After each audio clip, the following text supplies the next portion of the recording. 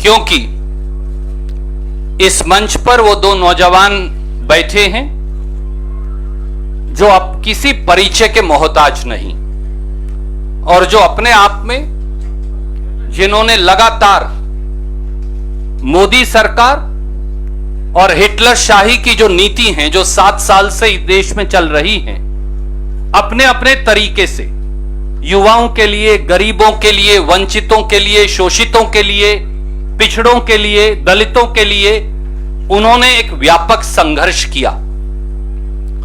हमारे इन साथियों को यह लगा कि यह आवाज तब और बुलंद हो पाएगी जब यह आवाज कांग्रेस और राहुल गांधी जी की आवाज में मिलकर 1 और 1 11 की आवाज बन जाएगी। और मैं आभारी हूं हमारे साथी कन्हैया कुमार जी, हमारे साथी जिग्नेश मेवानी जी, और मेरे एक और मित्र जो वर्किंग प्रेसिडेंट हैं गुजरात प्रदेश के, हार्दिक पटेल जी, वो भी उनके साथ उपस्थित हैं।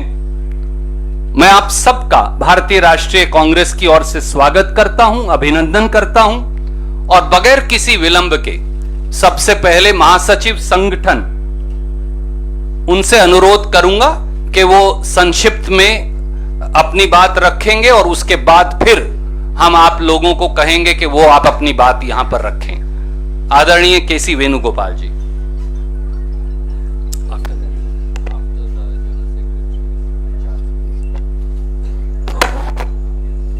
Dear friends,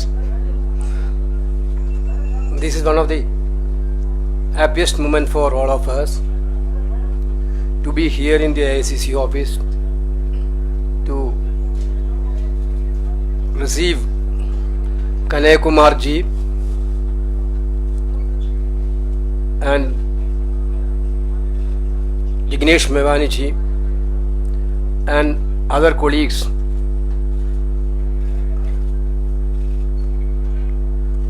Already Randeep ji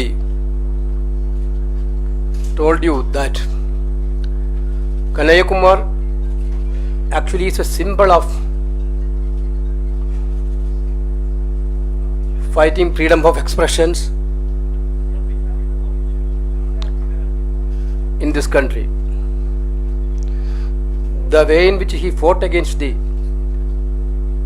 fundamentalism throughout his student education time, the country witnessed. There was that type of young personality is joining Congress, will enthusiast entire cadre of the Congress party all over India.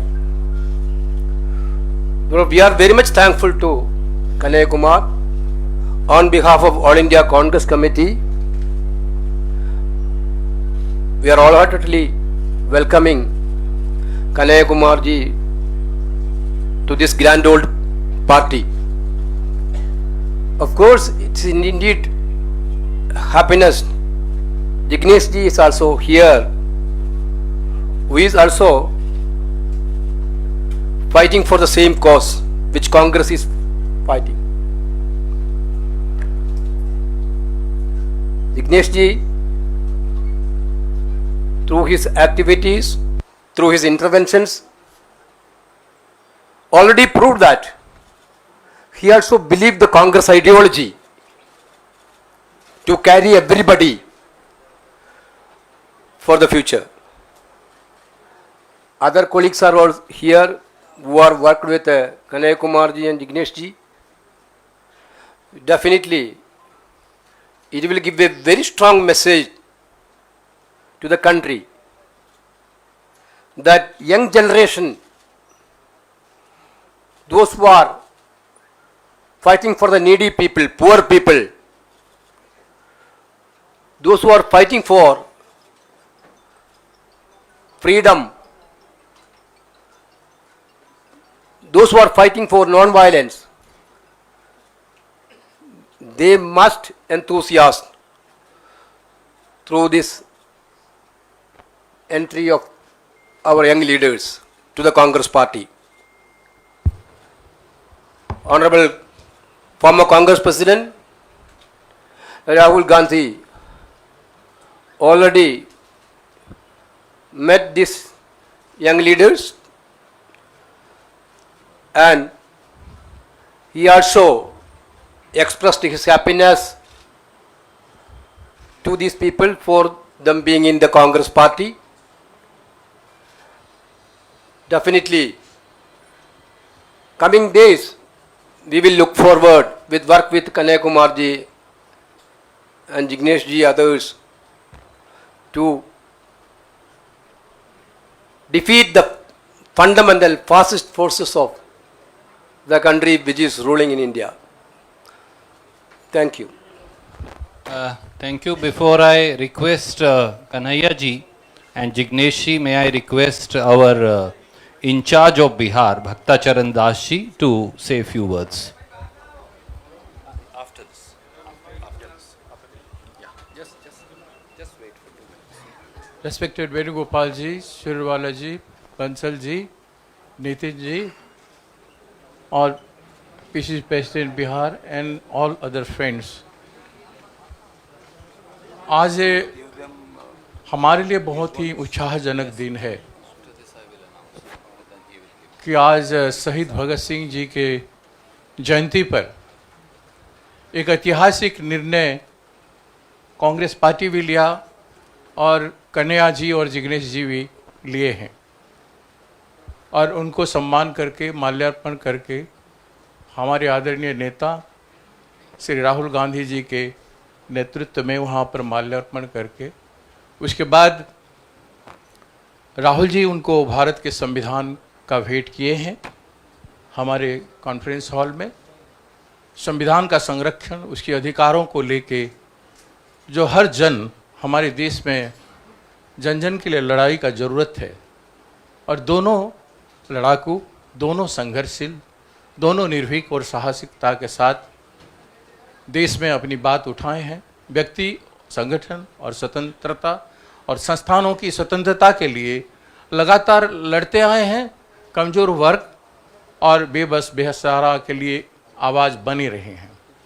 तो जिस तरह से आदरणीय राहुल गांधी जी के दिल में गरीब और कमज़ोर वर्ग के लिए दर्द है, जिस तरह से राहुल जी अपनी बात उठाते हैं साहसिकता के साथ, हर इशू में अपनी मुद्दा को, अपनी बात को रखते हैं, देश के हित में, किसानों के हित में, दलित, आदिवासी और पिछड़े वर्ग के हित में, महिलाओं के हित में, उसी तरह से एक विचारधारा जो आज जिग्नेश मेघलानी जी का है और कन्हैया जी का है, विचारधारा में मिलन है। कई दिनों से कई बार मेरे जानने में ये डायलॉग में रहे हैं आदरणीय हमारे नेताजी के साथ और राहुल जी के साथ, और ये राहुल गांधी जी के विचारधारा के साथ एक मत होके हर बिंदुओं पर, चाहे संविधान के ऊपर हो, चाहे लोगों के प्रति उनका दुख दर्द में साथ देने की हो, लड़ाई लड़ने की हो, निर्भीकता के ऊपर हो और संविधान का संरक्षण के ऊपर हो, उस सारे में एक लाइक माइंडेड नेचर, चरित्र देखा गया है और एक मजबूत कड़ी की तरह वो कांग्रेस के साथ जुड़े हैं। दोनों के दोनों हमारे लिए, कांग्रेस पार्टी के लिए और देश के लिए एक बहुत बड़ा योगदान करेंगे, यही आशा हमारा है। और इन्हीं बातों के साथ मैं दोनों को स्वागत करता हूं कांग्रेस पार्टी में, और बिहार की धरती पर कन्हैया जी के लिए बहुत बड़ा संघर्ष इंतजार कर रहा है, और जिग्नेश जी के पर भी पूरे देश भर में हमारे नितिन रावत जी दलित वर्ग के लिए जो लड़ाई लड़ रहे हैं, उसी लड़ाई को, पूरे दलितों की लड़ाई को देश भर में आगे ले जाने के लिए उनमें भी जो हिम्मत है, उस हिम्मत के साथ वो योगदान करेंगे। यही आशा के साथ मैं अपनी बात का समापन करता हूँ। शुक्रिया भक्ता चरण दास जी। और अब जिसका हमें इंतजार था, मैं सबसे पहले अनुरोध करूंगा श्री केसी वेणुगोपाल जी से, श्री पवन बंसल जी से कि वो कांग्रेस का तिरंगा पटका कन्हैया कुमार जी को पहनाकर उनका औपचारिक स्वागत कांग्रेस पार्टी में करें।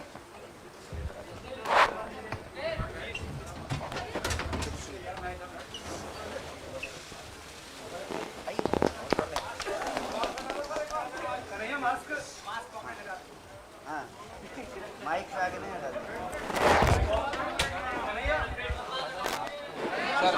सर एक second, let me announce that also. Bansal साहब और कन्हैया जी का स्वागत करेंगे।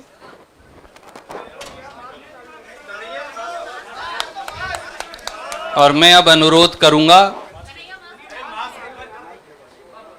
हमारे साथी नितिन राउत जी से और उनके साथ साथ भक्ताचरण दास जी से, केसी वेणुगोपाल जी से, बंसल साहब से, कि वो जिग्नेश मेवानी जी का भी औपचारिक तौर से हमारी विचारधारा से जुड़ने के लिए, कांग्रेस की विचारधारा के साथ मिलकर कंधे से कंधा मिलाकर लड़ने के लिए स्वागत करें।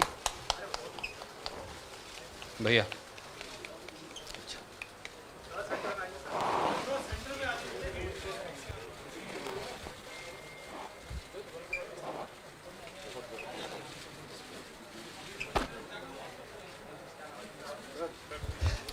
बहुत शुक्रिया। और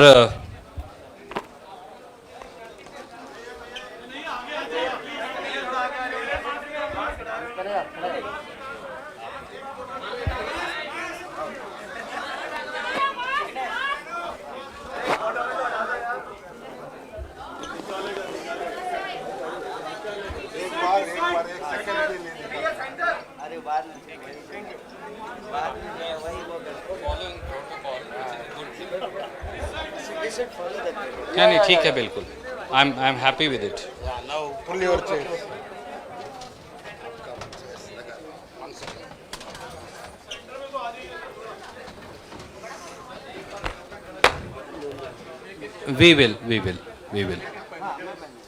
वी विल आप थोड़ा सा इंतजार कीजिए। और मैं अब अनुरोध करूंगा हमारे युवा साथी कन्हैया कुमार जी से कि वो अपनी बात आपके समक्ष रखेंगे। कन्हैया जी।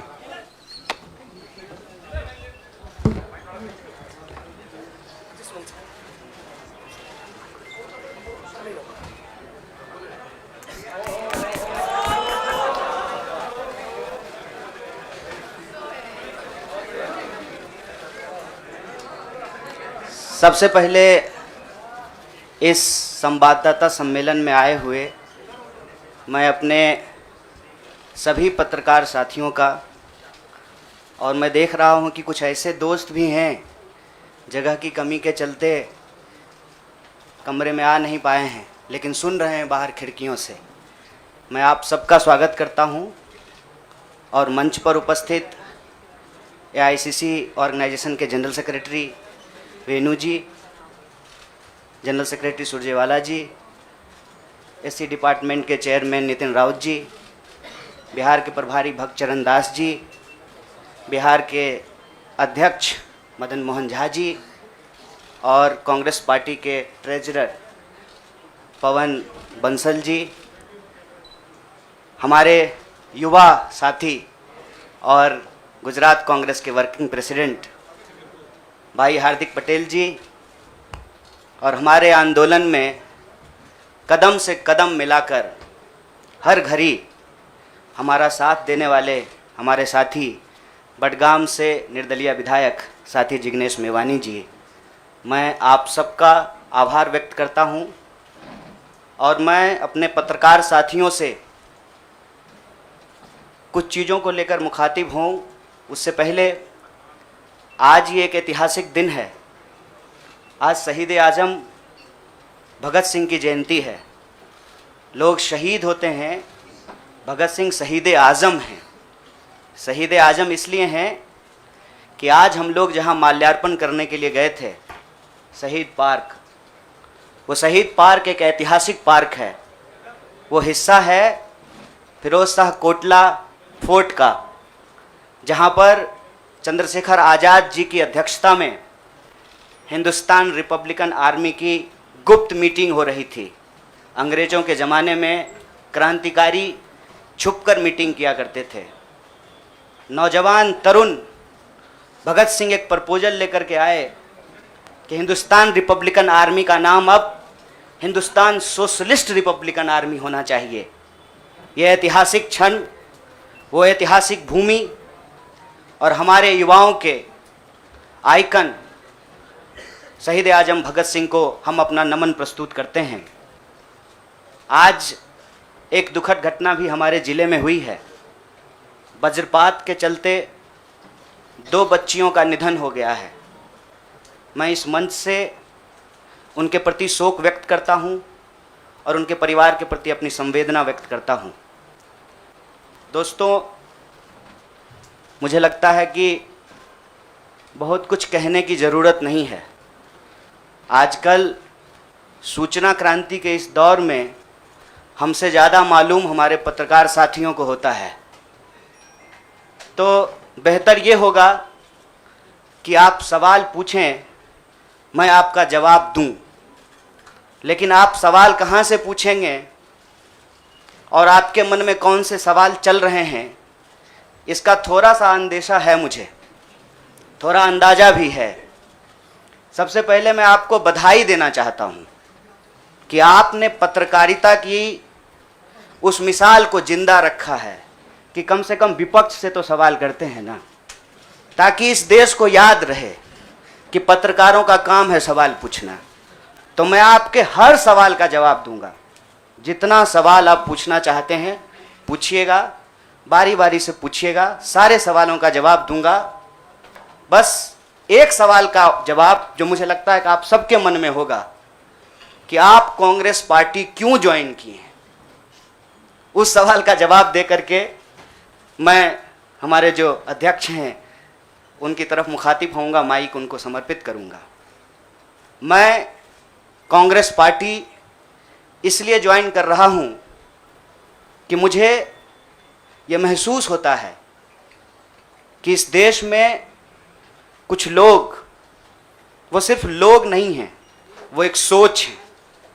वो इस देश की सत्ता पे ना सिर्फ काबिज हुए हैं, इस देश की चिंतन परंपरा, संस्कृति, इसका मूल्य, इसका इतिहास, इसका वर्तमान और इसका भविष्य खराब करने की कोशिश कर रहे हैं।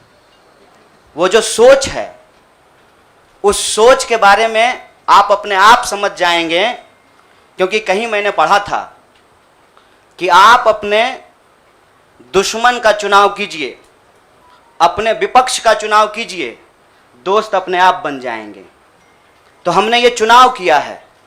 हम इस देश की सबसे पुरानी पार्टी, सबसे लोकतांत्रिक पार्टी, मैं जोर दे करके बोल रहा हूं लोकतांत्रिक पार्टी, ताकि आप लोग परिवारवाद पे सवाल जरूर कीजिएगा। लोकतांत्रिक पार्टी में हम इसलिए शामिल होना चाहते हैं कि हमको लगता है, और सिर्फ हमको नहीं लगता है, इस देश के लाखों करोड़ों नौजवानों को ये लगने लगा है कि अगर कांग्रेस नहीं बचा तो देश नहीं बचेगा। और ये बात मैं आपको स्पष्ट कर देता हूं, देश में प्रधानमंत्री अब भी हैं, देश में प्रधानमंत्री इससे पहले भी थे, देश में आगे भी प्रधानमंत्री होते रहेंगे। लेकिन आज जब हम लोग श्री राहुल गांधी जी के उपस्थिति में फॉर्मली कांग्रेस पार्टी का फॉर्म भर रहे थे, तो साथी जिग्नेश ने संविधान की कॉपी दी और हमने उनको भगत सिंह, गांधी और अंबेडकर की तस्वीर प्रस्तुत किया, क्योंकि हमारा यह मानना है कि आज इस देश को भगत सिंह की वीरता की जरूरत है, भगत सिंह के साहस की जरूरत है। आज इस देश को अंबेडकर की समानता की जरूरत है, और आज इस देश को गांधी की एकता की जरूरत है। गांधी जब कहते हैं रघुपति राघव राजा राम, पतित पावन सीताराम, ईश्वर अल्लाह तेरो नाम, सबको सन्मति दे भगवान, ये गांधी की एकता है। जब अंबेडकर कहते हैं कि किसी भी समाज का मूल्यांकन वहां महिलाओं की क्या स्थिति है इस बात से होगा, तब वो समानता की वकालत कर रहे होते हैं। मैं नहीं मानता हूं कि डॉक्टर बाबा साहब भीमराव अंबेडकर किसी एक समुदाय के नेता थे। कांग्रेस पार्टी ने, संविधान सभा ने डॉक्टर बाबा साहब भीमराव अंबेडकर को संविधान बनाने की जिम्मेवारी दी, और उस संविधान के प्रियम्बल में यह लिखा है, हम भारत के लोग भारत को एक प्रभुत्व संपन्न समाजवादी धर्मनिरपेक्ष लोकतांत्रिक गणराज्य बनाने के लिए, इसमें समानता, न्याय के मूल्य निहित हैं। और जब भगत सिंह कहते हैं कि आप व्यक्ति को कुचल सकते हैं, विचारों को नहीं, आप बम और पिस्तौल से कभी इनकलाब नहीं ला सकते हैं, उस साहस की जरूरत है हमको। मुझे नहीं लगता है, मेरे बहुत सारे राजनीतिक दोस्तों को यह लगता है, मुझे लगता है कि यह देश 47 से पहले वाली स्थिति में चली गई है। लेकिन जिनको लड़ना है उनके पॉलिटिकल इमेजिनेशन में आज भी हर कोई अपना अपना शोरूम बचाने के चक्कर में है। रे भाई, मॉल में आग लग गया है, दुकान बचाओगे? बस्ती में जब आग लग जाती है ना, बेडरूम की चिंता नहीं करनी चाहिए। आज हम इस मुहाने पे खड़े हैं कि इस देश के भीतर भारतीय होने की जो पहचान है, जिसमें बुद्ध निहित हैं, जिसमें कबीर निहित हैं, जिसमें नानक निहित हैं, जिसमें हर बार हर दौर में सत्ता से सवाल पूछने का साहस होता है, उस भारतीय चिंतन परंपरा को बचाने की जरूरत है। इसीलिए हम कांग्रेस पार्टी में शामिल हुए हैं कि कांग्रेस पार्टी वो पार्टी है जो गांधी की विरासत को लेकर के आगे चलेगा। कांग्रेस पार्टी वो पार्टी है जो सरोजनी नायडू के विचारों को लेकर के चलेगा। कांग्रेस पार्टी वो पार्टी है जो अम्बेडकर, नेहरू, अशफाक उल्लाह खान, शहीद आजम भगत सिंह और मौलाना अबुल कलाम आज़ाद के रास्तों पे चलेगा। हम जब भी समानता और बराबरी की बात करते हैं, यह कुछ व्यक्तियों तक सीमित नहीं है, यह भारतीय होने का इतिहास है। और इस भारतीय होने के इतिहास को अपने आप में यदि कोई समेटे हुए है तो देश की सबसे पुरानी पार्टी है। और जो लोग कह रहे हैं विपक्ष कमज़ोर हो गया है, यह सिर्फ विपक्ष के लिए चिंता की बात नहीं है। यह मैं नहीं कह रहा हूँ, कोई शास्त्र, कोई किताब उठा करके देख लीजिए। जब विपक्ष कमज़ोर हो जाता है, सत्ता तानाशाही रुख अख्तियार कर लेती है। इसीलिए देश की सबसे बड़ी विपक्षी पार्टी, मैं कोई गुनागणित नहीं कर रहा हूँ, लेकिन मुझे यह बात सीधे तौर पे समझ में आ रही है कि देश के लोकसभा में 545 सीट हैं, 200 लगभग सीट ऐसे हैं जहां भाजपा के सामने कांग्रेस के अलावे कोई विकल्प नहीं है। मैं ये नहीं कह रहा हूं कि मेरी जिम्मेवारी सिर्फ एक पार्टी के लिए है, लेकिन जो पार्टी सबसे बड़ी पार्टी है, सबसे बड़ी विपक्षी पार्टी है, उस पार्टी को अगर नहीं बचाया गया, अगर बड़े जहाज को नहीं बचाया गया, छोटी छोटी कश्तियां भी नहीं बचेगी। इसीलिए, और मैं जब यहाँ बैठा हुआ हूँ, मेरे इतिहास को, मेरे वर्तमान को लोग देख रहे हैं। बहुत सारे सवाल हैं, वो आएंगे, उनका जवाब मैं दूंगा। लेकिन यह जो ऐतिहासिक जिम्मेवारी है, उस जिम्मेवारी से मैं अपना मुंह नहीं मोड़ सकता हूँ। मैं जहाँ पैदा हुआ, जिस पार्टी में पला बढ़ा, उसके प्रति मैं आभार व्यक्त करता हूँ। उसने मुझे सिखाया, पढ़ाया, लड़ने का जज्बा दिया है। लेकिन उस पार्टी के साथ साथ मैं उन लाखों करोड़ों लोगों को भी धन्यवाद देना चाहता हूँ जो किसी पार्टी से जुड़े हुए नहीं थे। अपने स्कूल के व्हाट्सएप ग्रुप में जब हम लोगों के ऊपर अनावश्यक आरोप मढ़े जाते हैं तो अपने दोस्तों से लड़ रहे थे, अपने घरों में डिनर टेबल पर लड़ रहे थे। लोगों की दोस्तियां टूट गई हम लोगों के आंदोलन के समर्थन में, और मैं मजाक नहीं कर रहा हूं, लोगों के डिवोर्स तक हो गए। ये जो देश में एक वैचारिक संघर्ष छिड़ा है, उस वैचारिक संघर्ष को कांग्रेस पार्टी ही नेतृत्व दे सकती है, यह हमारा भरोसा है। और मैं ये उम्मीद करता हूं कि हमारे देश के जो लाखों करोड़ों नौजवान आपके माध्यम से सुन रहे हैं, उनसे भी मैं आग्रह कहता हूं, दीवार पर बैठकर टुकुर टुकुर मुंह ताकने का वक्त नहीं है। ये अर्जेंसी का टाइम है, और इस अर्जेंसी के टाइम पे दीवार पे बैठ करके दायां जाएं कि बायां जाएं, ये मत सोचिए। जब आप जंग में होते हैं तो आपके पास जो अवेलेबल चीज़ें होती हैं, आप उससे मुकाबला करने की कोशिश करते हैं। कांग्रेस पार्टी एक बड़ी जहाज है, अगर कांग्रेस पार्टी बचेगी तो हमारा मानना है इस देश के लाखों करोड़ों नौजवानों की आकांक्षाएं बचेंगी, गांधी की मीमांसा बचेगी, भगत सिंह के सपनों का भारत बचेगा, और डॉक्टर बाबा साहब भीमराव अंबेडकर की समानता का भारत का निर्माण संभव हो पाएगा। इसी आशा और उम्मीद के साथ मैं इस पार्टी से जुड़ा हूं, और मुझे पूरा भरोसा है कि कांग्रेस पार्टी जो अपने आप को एक लोकतांत्रिक पार्टी कहती है, आज़ादी के साथ, अपनी पूरी मुखरता के साथ सत्ता से सवाल पूछना और लोगों के हक के लिए लड़ना भिड़ना संघर्ष करने में हमारे साथी रहेंगे, हमारे सहयोगी रहेंगे। और ये परिवार संघ परिवार नहीं, वो क्या परिवार जो परिवार छोड़कर परिवार बनाना पड़े, वो परिवार जो आपको परिवार छोड़ने के लिए नहीं कहता है, कहता है कि अपने परिवार में रहिए। अरे महात्मा गांधी कस्तूरबा गांधी को लेकर के अंग्रेजों से लड़ गए, बताइए इनको अपना घर छोड़ना पड़ा। कोई जरूरी है क्या? घर परिवार के साथ रहना है। डॉक्टर बाबा साहब भीमराव अंबेडकर भी अपने परिवार के साथ रहते थे। आप जितने बड़े लोग हैं उनका इतिहास उठा करके देख लीजिए, सब लोग अपने परिवार के साथ रहते थे। वो परिवार छोड़ करके बनने वाला परिवार नहीं। न्याय बराबरी और संघर्ष के लिए इस परिवार में मैं शामिल हुआ हूं। सभी सदस्यों के प्रति देश के अंदर फैले हुए लाखों करोड़ों कार्यकर्ताओं को अपना आभार व्यक्त करता हूं। बहुत बहुत शुक्रिया, बहुत बहुत धन्यवाद। शुक्रिया। मैं अब जिग्नेश भाई से प्रार्थना करूंगा कि वो अपनी बात कहेंगे। जिग्नेश जी आ जाएगा।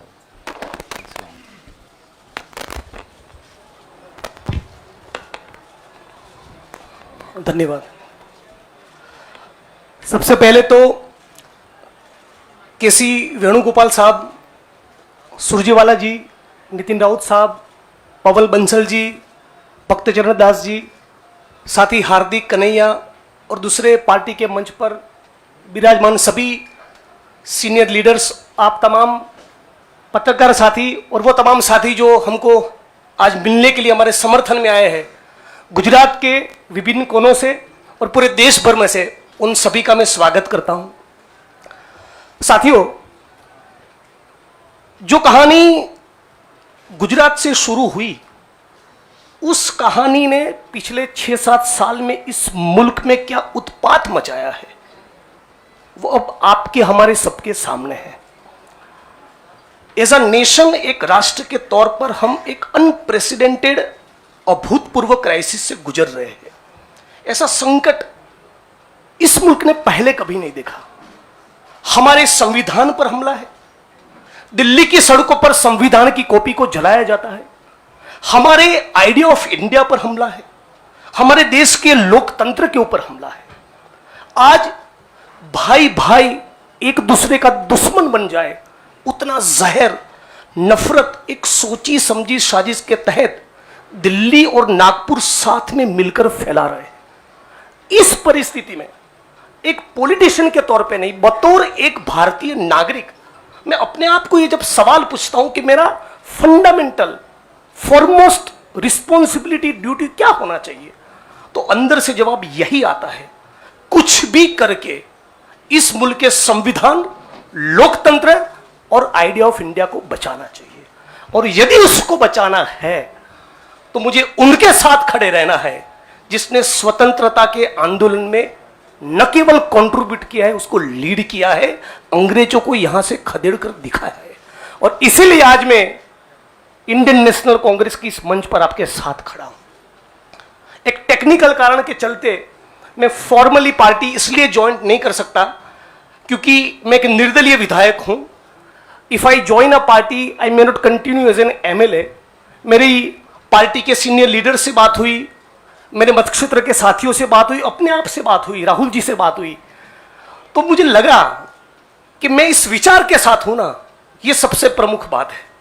मैं इस मुहिम, मिशन और इस संघर्ष के साथ हूं, ये सबसे महत्वपूर्ण बात है। बाकी की फॉर्मेलिटी तो आने वाले महीनों में भी हो जाएगी।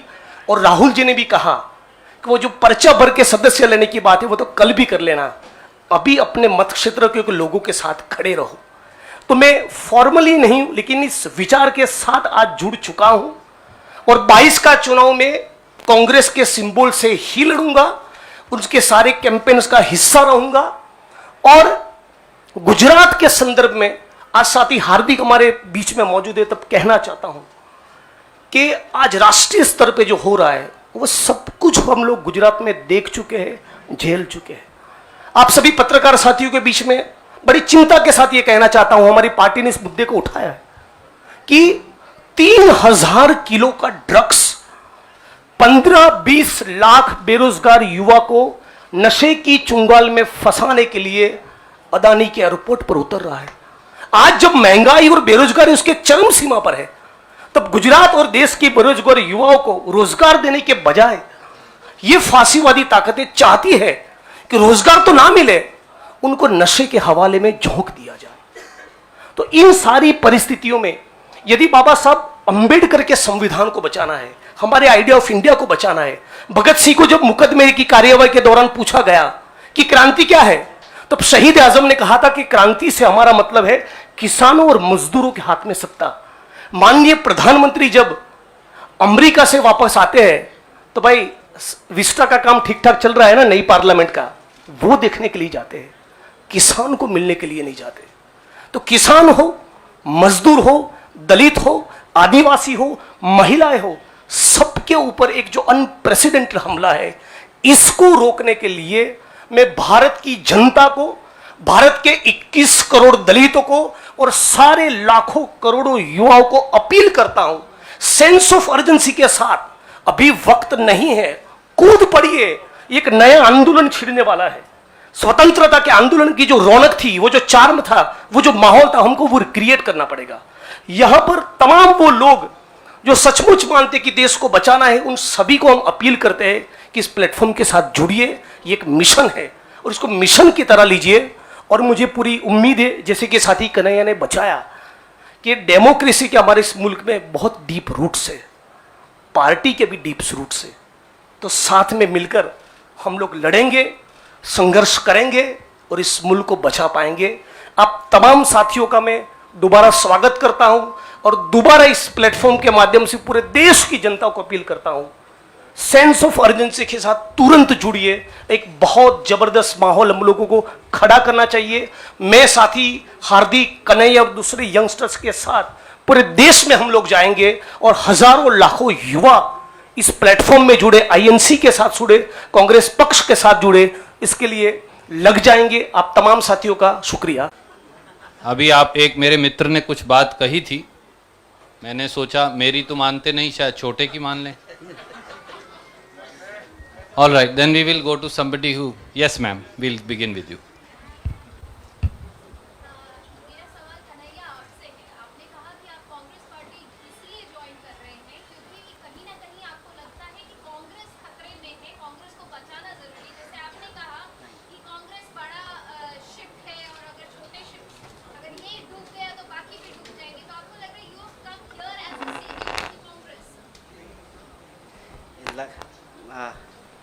मैडम जी बुरा मत मानिएगा, लगता है कि सवाल आप पहले ही सोच लिए थे।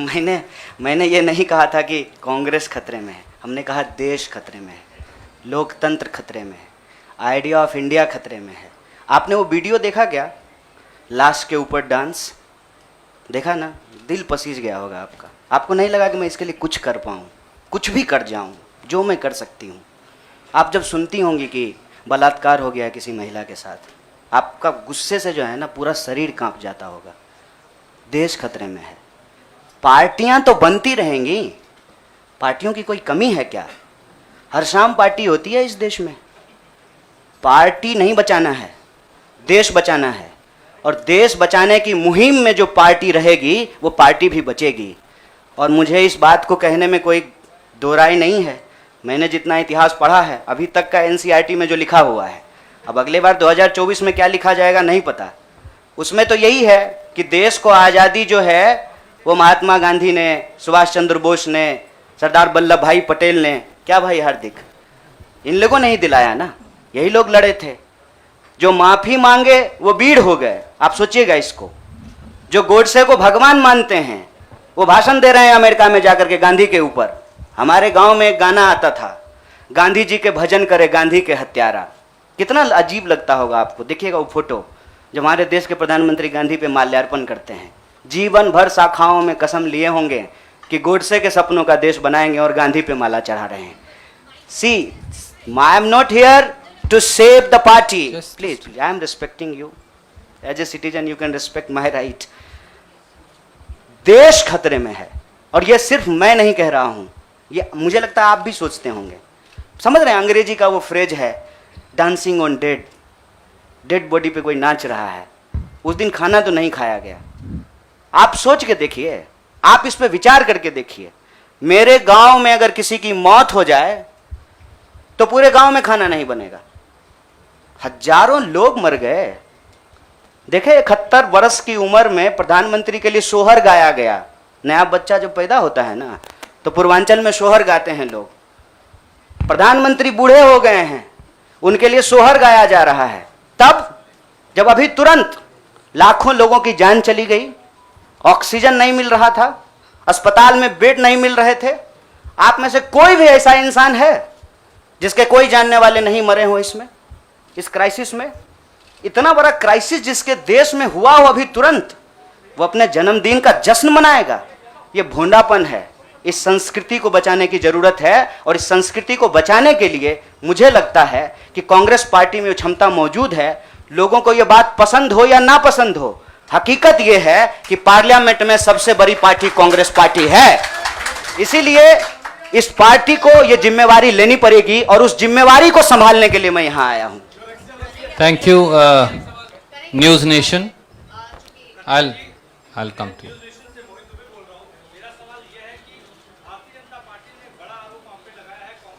जनता पार्टी का आरोप को कौन पूछता है? आपका कोई आरोप है मेरे ऊपर? भारतीय जनता पार्टी को मैं सीरियसली नहीं लेता हूं। आपका कोई आरोप है? आप सवाल पूछिए। साहब जो साथी पीछे खड़े हैं, थोड़ा आप शांति का दान दीजिए प्लीज। अरे भैया प्लीज, दुबे जी आप पूछिए please, ask your question quickly.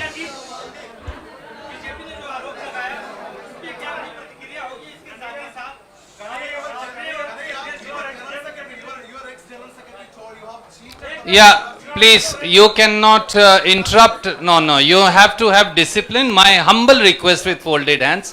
There is no, but yes, I am not Prime Minister. I will take your question. no, Don't but worry. democracy means that you should not supersede somebody who's asking question. That's what democracy is. Dubey भाई, आपका सवाल है, news nation से है। अच्छा, भारी जल्दी से पूछिए ना। नहीं, और लोगों ने किया है, नाम बताएंगे। मेरा सवाल आपसे यह है कि तमाम जो कांग्रेस के और युवा नेता है वो छोड़ के चले गए, तो क्या माना जाए कि आप जितने भी लोग आपने ज्वाइन किया है, ये राहुल गांधी की नई टीम होगी, राहुल गांधी की सियासी जो नाव है उसको पार लगाने का काम करेगी? देखिए, मैं यही कह रहा हूँ, हमारे देश के लोगों के पॉलिटिकल इमेजिनेशन को कुछ हो गया है। अभी क्या हो गया है मुझे समझ में नहीं आ रहा है। हमने आपके सवाल को अपने आप लेते हुए हमने अपने पूरे वक्तव्य को रखा। हमने कहीं भी कहा कि हम कोई टीम बना रहे हैं? बीसीसीआई थोड़ी है सर, मतलब टीम बना रहे हैं। मैं कह रहा हूं कि भारत की परंपरा, चिंतन परंपरा, सोच, जिस पे आपको गर्व होता है भारतीय होने के चलते, उस परंपरा को समेटने का, उसको आगे बढ़ाने का काम देश की सबसे पुरानी पार्टी कांग्रेस पार्टी ने किया है। उस पार्टी के पास एक ऐतिहासिक जिम्मेवारी है और इस देश का नागरिक होने के चलते, साथी जिग्नेश ने कहा, यह हमारी भी ऐतिहासिक जिम्मेवारी है कि कल को जब इतिहास लिखा जाएगा तो हमसे भी पूछा जाएगा, दुबे भाई आपसे भी पूछा जाएगा कि जब यह तमाशा हो रहा था तो हम क्या कर रहे थे। हमने वो कहानी सुनी है बचपन में, आपने भी सुना होगा। जंगल में आग लगी, एक कोयल अपने चोंच में पानी भर करके जंगल की आग बुझाने की कोशिश कर रही थी। जंगल की आग नहीं बुझी, या बुझनी होगी बुझ जाएगी। कम से कम कोयल का वह ऐतिहासिक प्रयास जो है वो इतिहास याद रखेगा। और ये जो आप कह रहे हैं ना, डूबती हुई नाव, देखिए कभी कभी ना इंसान को भ्रम होता है, जैसे टिड्डे को भ्रम होता है कि वो अपने पांव से आसमान टिका रखा है। हमको ऐसा कोई भ्रम नहीं है। मेरे अकेले से कुछ नहीं होगा। जब आप जुड़ेंगे, हम जुड़ेंगे, इस देश के संविधान में, आइडिया ऑफ इंडिया में भरोसा करने वाले लोग जो हैं, जिसको हम कहते हैं गांधी के सपनों का भारत, जिसको हम कहते हैं भगत सिंह के सपनों का भारत, जिसको हम कहते हैं डॉक्टर बाबा साहब भीमराव अंबेडकर के सपनों का भारत, जिसको हम कहते हैं बिरसा मुंडा के सपनों का भारत, सावित्रीबाई फूले के सपनों का भारत, श्री कृष्ण सिंह के सपनों का भारत, जगजीवन राम के सपनों का भारत, मौलाना अबुल कलाम आजाद के सपनों का भारत, उस भारत को बचाने की बात मैं कर रहा हूं। और सियासत, मैं बार बार कहता हूं, अगर सियासत सही होगी तो गलत लोग जो सत्ता पे काबिज हैं ना, मुझे भारत के लोगों पे बहुत भरोसा है। अरे हैं हम लोग थोड़ा सा आलसी, लेकिन जब आ गए ना अपने पे, 200 साल अंग्रेजों ने राज किया था, जब से भारत के लोग अपने पे आ गए हैं ना, तो 1942 में भारत छोड़ो आंदोलन का जब नारा महात्मा गांधी ने दिया था, तो अंग्रेजों को भारत छोड़ करके जाना पड़ा था। और उस वक्त जो लोग अंग्रेज से पेंशन ले रहे थे, माफी मांग रहे थे, वो आज एनसीईआरटी की किताब बदल रहे हैं कि अपना नाम भी हम बीड़ों में लिखवा लें। इसीलिए मैं कह रहा हूं कि उस इतिहास को, उस चिंतन परंपरा को बचाने की जरूरत है। पार्टी अगर उस सिद्धांत पे चलेगी, संविधान के प्रियम्बल को रक्षा करने की कोशिश करेगी, पार्टी भी बचेगी और पार्टी सत्ता में भी आएगी। ऐसा मेरा उम्मीद है, ऐसे मेरी आशा है। Jainendra from ABP, can you please come forward and ask. हाँ, पूछिए जरा, एक सवाल पूछिए। हम एक आग्रह करें, आप लोग ना लड़ाई नहीं लगवाइए हमारे दोस्त के बीच में। भोरे से जो है ट्विटर पे आप लोग क्या क्या जो चला दिए हैं, लोग हमको पूछ रहा है कि जिग्नेश का नाम काहे नहीं ट्रेंड कर रहा है। मैं आपसे ही आग्रह कर रहा हूँ, हम ना अलग अलग लोग नहीं हैं, यह मंच आपस में बटा हुआ नहीं है। तो सवाल जो है सारा तोप का गोला जो है हमारे तरफ ही नहीं हो, मंच के तरफ मुखातिब हो, मैं भी जवाब दे दूंगा। Yes, Jainendra ji please ask your question.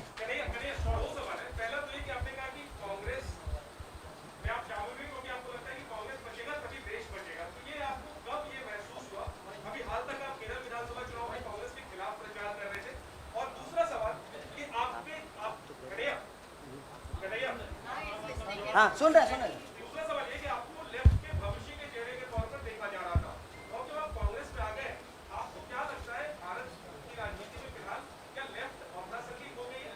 मैं चाहता हूँ दोनों पे डिटेल का। बड़ा जैनेंद्र भाई बड़ा वैचारिक सवाल पूछे हैं, बहुत बहुत शुक्रिया जैनेंद्र भाई।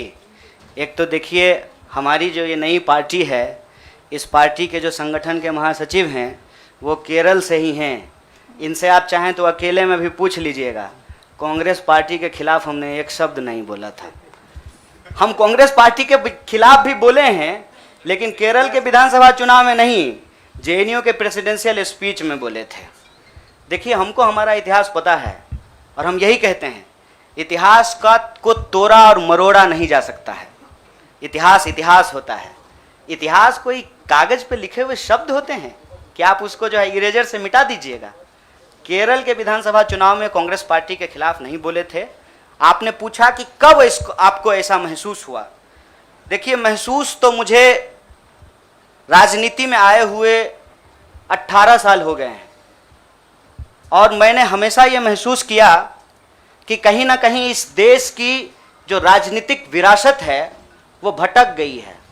भूल भुलैया नहीं होता है, राइट लेफ्ट सेंटर घूमने लगा है, और पता ही नहीं चल रहा है कि एक्चुअल आइडियोलॉजिकल पोजीशनिंग कहाँ है, उसके थ्रेड्स कहाँ पे हैं।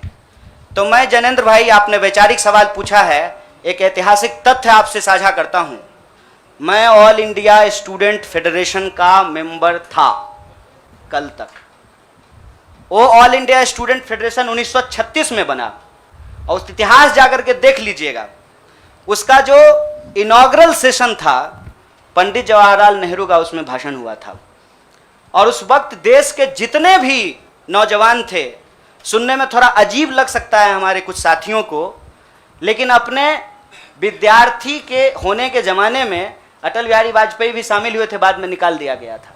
मतलब अंग्रेजों के खिलाफ जो छात्रों का संघर्ष हो रहा था, सभी विचारधारा के लोग उसके सदस्य थे। और आपने जो वैचारिक सवाल पूछा कि आपको लेफ्ट के भविष्य के रूप में देखा जा रहा है, कौन कह रहा है कि लेफ्ट का भविष्य खराब हो गया है?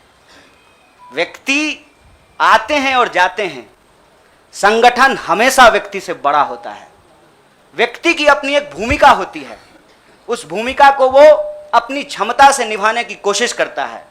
मैं आपको बता दूं, जहां जिस पार्टी से आप मेरा संबंध जोड़ रहे हैं, मैं वहां पैदा हुआ हूं।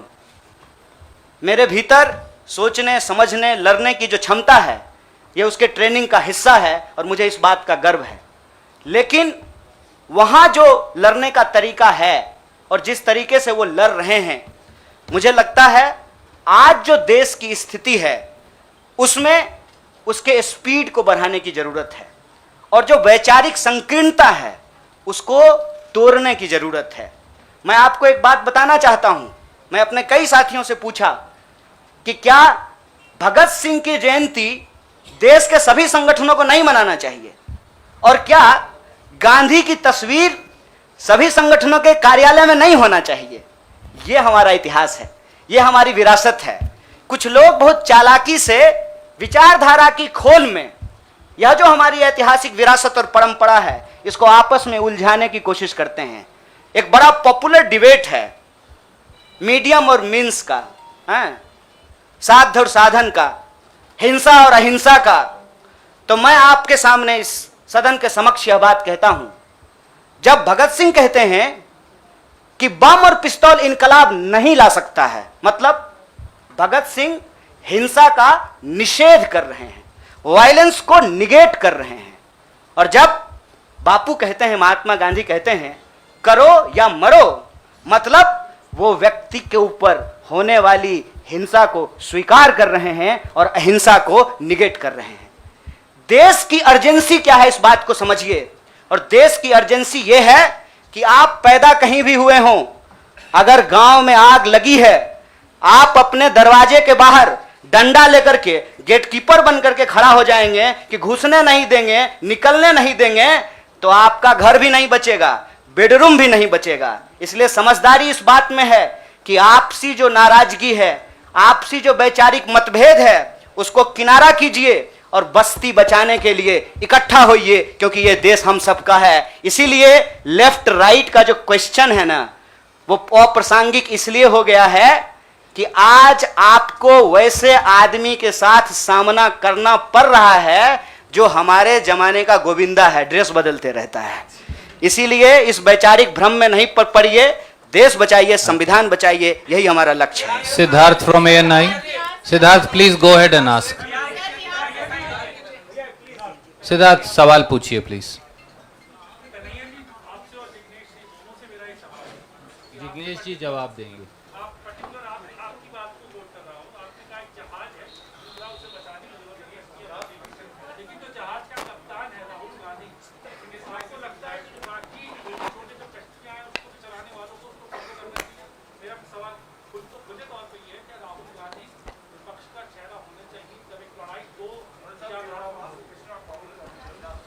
विपक्ष का चेहरा तो मीडिया भी होना चाहिए। विपक्ष का चेहरा वो तमाम लोग होना चाहिए जो आइडिया ऑफ इंडिया और इंडियन कॉन्स्टिट्यूशन में बिलीव करता है, उसको प्रोटेक्ट करना चाहते हैं। पीरियड।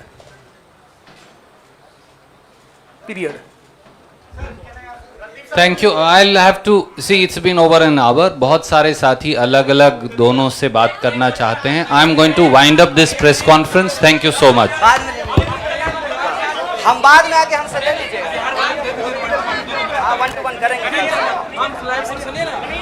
कन्हैया जी, एक सवाल, कन्हैया जी